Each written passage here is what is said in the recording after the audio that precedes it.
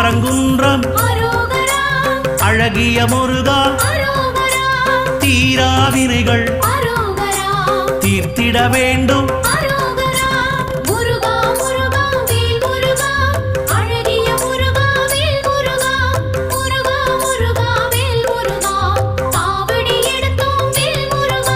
சுவாமி மலையனே